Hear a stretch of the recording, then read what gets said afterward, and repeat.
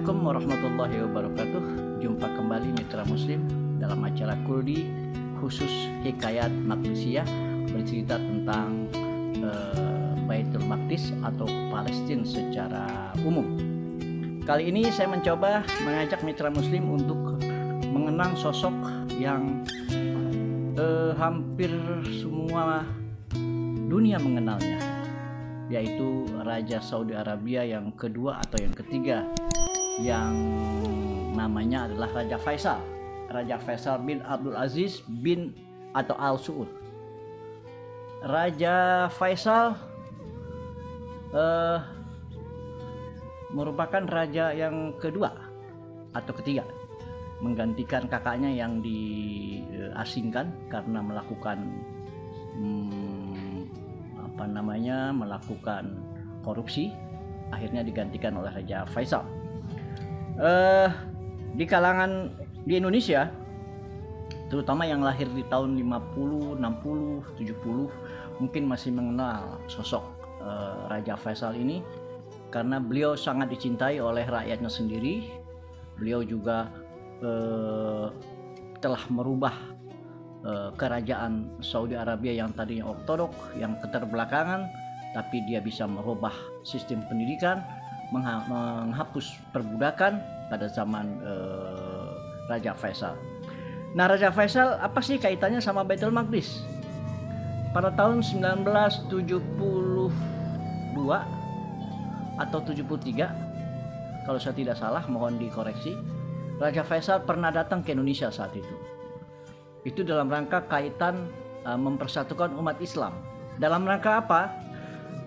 Dalam rangka satu, bahwa keinginan Raja Faisal, Raja Saudi Arabia saat itu, menginginkan pembebasan Palestina dan penghapusan Israel dari muka bumi ini.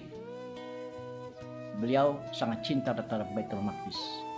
Hanya satu-satunya Raja Arab pada saat itu di zaman pada tahun 1900, beliau memimpin 1964. Beliau sudah mencita-citakan bagaimana caranya menyingkirkan Israel dari muka bumi.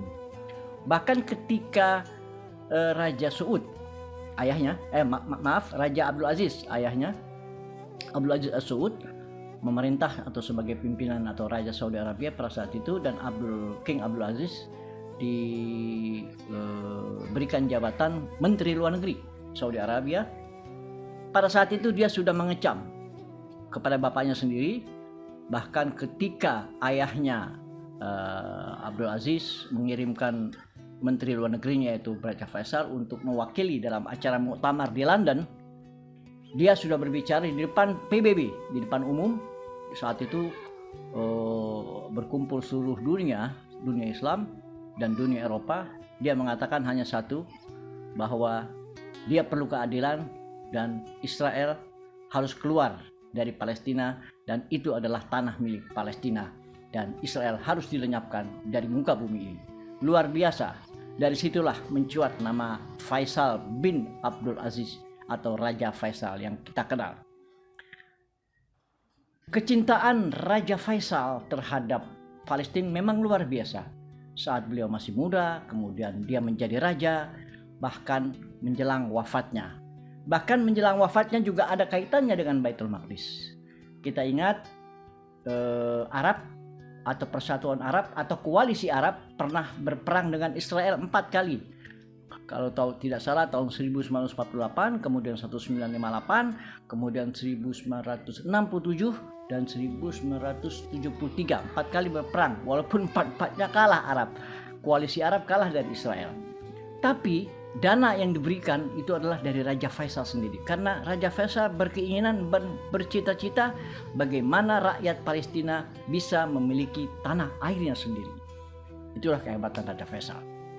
Dalam setiap pertemuan, Raja Faisal selalu mendengungkan kalimat itu, bahwa Palestina harus mendapatkan tanah airnya.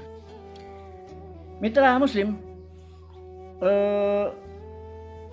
pada saat peperangan tahun 1967 di zaman Jamal Abdel Nasser, atau mungkin di zaman Presiden Anwar Sadat, Kala itu koalisi Mesir, kemudian Syria dan Yordan bersatu melawan Israel. Tetapi hampir saja bangsa Arab ini menang dalam peperangan 6 hari. Tapi sayang Mesir mengundurkan diri, menarik pasukannya dari peperangan tersebut, sehingga Raja Faisal marah sekali terhadap pemerintah Mesir dan marah karena ikut campur Amerika pada saat itu. Akhirnya Raja Faisal yang begitu berani memblokade pengiriman minyak atau mengurangi pengiriman minyak ke Amerika, sehingga pada saat itu Amerika pernah krisis gara-gara ditahan minyaknya oleh Raja Faisal. Luar biasa. Jadi minyak tidak dikirim atau tidak ditransfer oleh Raja Faisal, memblokade minyak ke sana, sehingga Amerika sendiri kelabakan. Dan akhirnya Henry Kissinger pada saat itu menteri atau perdana menterinya, presidennya saat itu Nixon ya, Nixon kalau tidak salah, bernegosiasi dengan Raja Faisal bagaimana caranya supaya minyak tetap dikirim ke Amerika. Itulah salah satu keberanian Raja Faisal. Selain dia berpidato di depan PBB, sekaligus dia juga melakukan perlakuan yang tidak disangka-sangka, yaitu memblokade pengiriman minyak ke negara Amerika Serikat. Bahkan Amerika akhirnya menjadi krisis pada saat itu, sekitar tahun 1973. Mitra Muslim, berkaitan dengan itu juga pada tahun 1975, akhirnya akibat kebencian atau kecintaan Raja Faisal terhadap Palestina dan kebebasan Palestina, maka pada tahun 1975, setelah tentunya blokade dilakukan kepada Amerika, blokade minyak atau suplai minyak yang dikurangi sampai 5%, akhirnya pada bulan Maret, saya lupa tanggalnya, sekitar 23 atau 25 Maret tahun 1975, pada pukul 10:30 saat Raja Faisal menerima tamu dari Kuwait, dari Menteri Perminyakan Kuwait, datang berkunjung ke kantornya Raja Faisal di Riyadh dan ditemani oleh Menteri Perminyakan Saudi Arabia, yaitu saat itu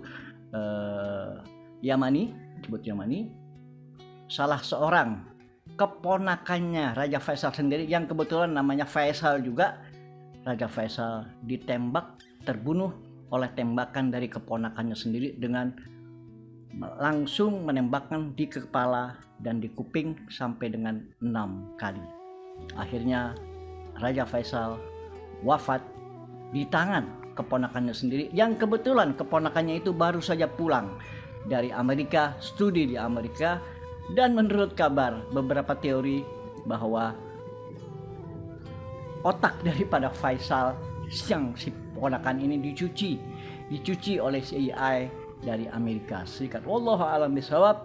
Tapi memang itulah kejadian yang sebenarnya yang terjadi terhadap raja yang sangat dicintai oleh seluruh rakyat Arab, terutama Timur Tengah. Bahkan Indonesia juga mencintai seorang raja, yaitu Raja Faisal. Kita tahu bahwa Raja Faisal merupakan putra dari Abdul Aziz dan merupakan kakak daripada raja sekarang, yaitu Raja Salman. Nah, karena ini keluarga Abdul Aziz adalah yang terakhir, yaitu Raja Salman bin Abdul Aziz. Demikian mitra Muslim, sekelumit tentang kecintaan seorang raja Saudi Arabia pada saat itu, yaitu Raja Faisal terhadap Baitul Maqdis. Bahkan pernah dalam satu atau beberapa kali ceramahnya atau sambutannya, Raja Faisal mengatakan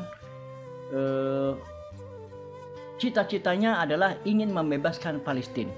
Kalau rakyat atau pasukan atau orang-orang Arab tidak mau berjuang untuk pembebasan Baitul Maqdis ini, maka saya, anak saya, cucu saya akan berada di depan untuk membebaskan Baitul Maqdis. Luar biasa. Itu sambutannya. Bahkan dia katakan, saya ingin mati di Baitul Maqdis. Coba, adakah raja-raja yang lain yang mau meninggal di Baitul Maqdis kecuali kalimat kata daripada sang raja ini, Raja Faisal? Merinding saya mendengarnya. Beliau mati tahun 1975, persis pada saat itu saya kebetulan berada di Mekah. Itu siang hari dan saat itu hujan, kebetulan udaranya sangat sejuk di bulan Maret, dan seluruh rakyat Saudi Arabia menangis. Tidak ada yang tidak menangis, merasa kehilangan atas wafatnya, syahidnya Raja Faisal yang dibunuh oleh keponakannya sendiri. Tapi Raja Faisal tidak meninggal di dalam kantornya. Beliau langsung dibawa ke rumah sakit dan baru wafat di rumah sakit atas informasi dari seorang dokter. Dan ada kalimat yang terakhir dia sampaikan kepada dokter, dibisikkan kepada dokter agar ponakannya itu jangan dibunuh, jangan dihukum mati. Tapi cerita berkata lain.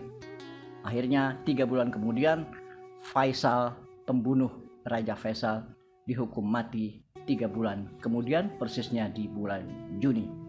Demikian mitra muslim sekelumit tentang seorang raja, yaitu Raja Faisal bin Abdul Aziz Al Saud, yang bisa kita sebut pembela Baitul Maqdis, pembela sampai akhir hayatnya.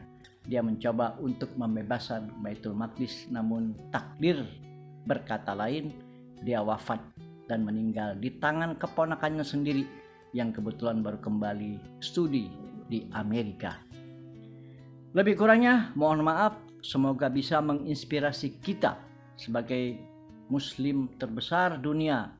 Indonesia merupakan negara terbesar dunia dari segi penduduk Islam.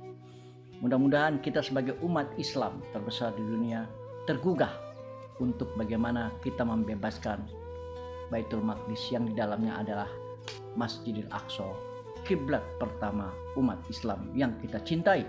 Karena Baitul Maqdis atau Masjidil Aqsa bukan hanya milik umat Palestina, tetapi Baitul Maqdis ini adalah milik umat Islam di seluruh dunia, termasuk Anda, termasuk mitra muslim, sebagai kecintaan terhadap 3 masjid utama, Masjidil Haram, Masjid Nabawi, dan Masjidil Aqsa. Semoga cerita ini menginspirasi kita, menggugah hati kita untuk tetap cinta. Minimal kita berdoa untuk kebebasan rakyat Palestina. Lebih kurang mohon maaf, jangan lupa like, subscribe, dan share video kami untuk memberikan syiar Islam kepada seluruh umat Islam di Indonesia khususnya. Wallahul muwaffiq ila aqwamit thoriq. Wassalamualaikum warahmatullahi wabarakatuh.